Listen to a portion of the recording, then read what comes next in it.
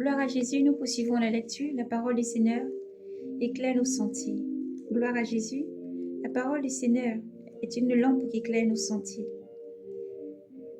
L'Ecclésiastique chapitre 38. Médecin et maladie. Honore le médecin pour ses services, car lui aussi, c'est le Seigneur qui l'a créé. C'est en effet du Très-Haut que vient la guérison, comme un cadeau qu'on reçoit du roi. La science du médecin lui fait porter la tête haute. Il fait l'admiration des grands. Le Seigneur a créé de la terre les remèdes. L'homme sensé ne les méprise pas, n'est-ce pas? Une banquette de bois qui rendit l'eau douce, manifestant ainsi sa vertu. C'est lui aussi qui donne aux hommes la science pour se glorifier dans ses œuvres puissantes. Il en fait l'usage pour soigner et soulager.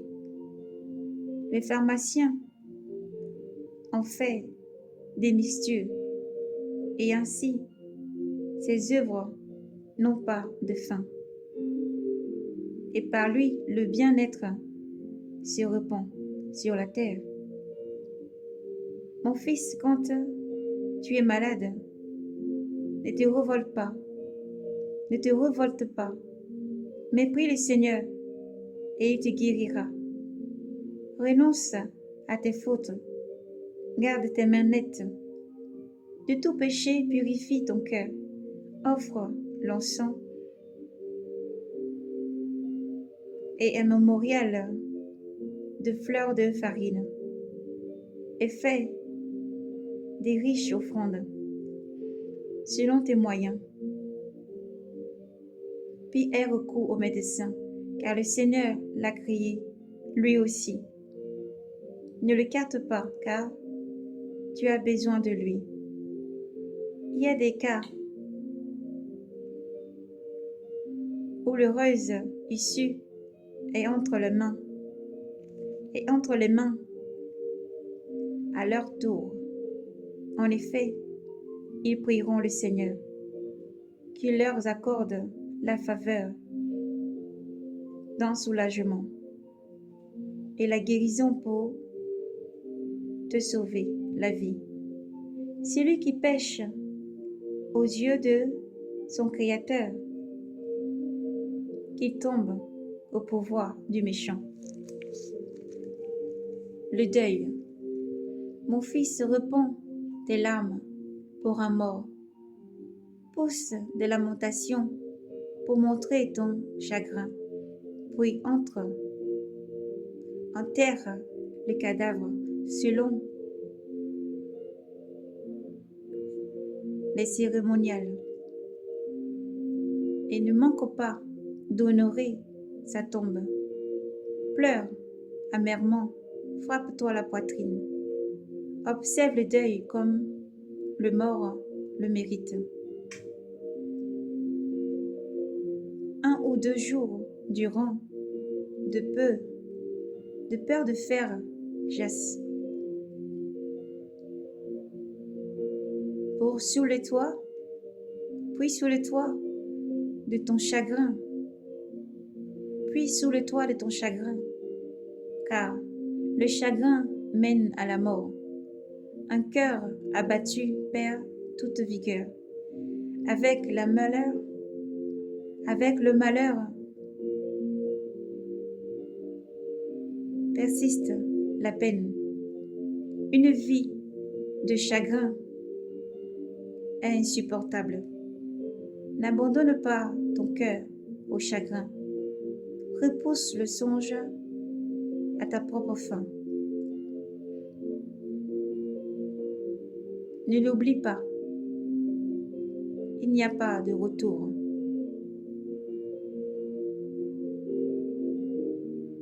Tu ne servirais que de rien aux morts et tu te ferais du mal. Souviens-toi de ma sentence, qui sera aussi la tienne.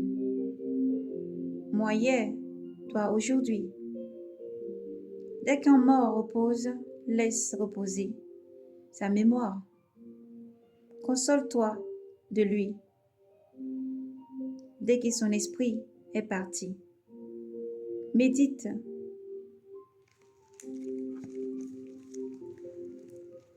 Gloire à Jésus.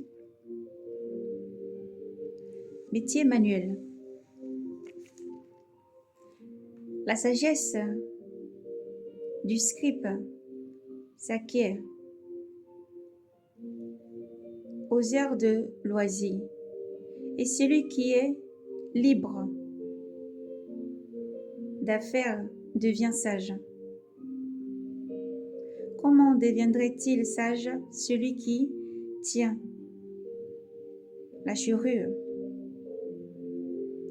Combien deviendra-t-il celui qui tire la charrue?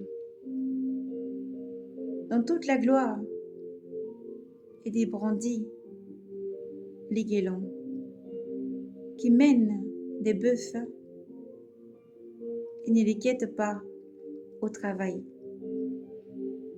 et qui ne parle que de bétail. Son cœur est accusé. Son cœur est épuisé, occupé des sillons qui tracent. Et ses veilles se passent en grinçant des génisses. Pareillement, tous les ouvriers et gens de métier qui travaillent jour et nuit, ceux qui font profession des graves, des sots, ceux qui font profession de graver des sceaux et qui s'efforcent d'en varier les dessins. Ils ont à cœur de bien reproduire le modèle et veiller pour achever leurs ouvrages. Pareillement, le forgeron assis près de l'enclume, il observe le travail du fer. La vapeur du feu lui ronge les chairs. La vapeur du feu lui ronge la chair. Dans la chaleur du feu, il se démène. Le bruit du marteau l'assourdit. Il a les yeux rivés sur son modèle. Il met tout son cœur à bien faire son travail et il passe ses veilles à le parfait, à le parfait, à le parfait. Pareillement, le potier, assis à son travail, de ses pieds faisant aller son tour, sans cesse préoccupé de son ouvrage. Tous ses gestes sont comptés. De son bras, il pétrit l'argile. De ses pieds, il la contraint. Il met son cœur à bien appliquer le vernis. Et pendant ses veilles, il nettoie le four. Il nettoie le fouet. Tous ces gens ont mis leur confiance en leurs mains et chacun est habile dans son métier. Sans eux, nulle cité ne pourrait se construire. On ne pourrait ni s'installer, ni voyager. Mais on ne cherche pas à les savoir. Au conseil du peuple,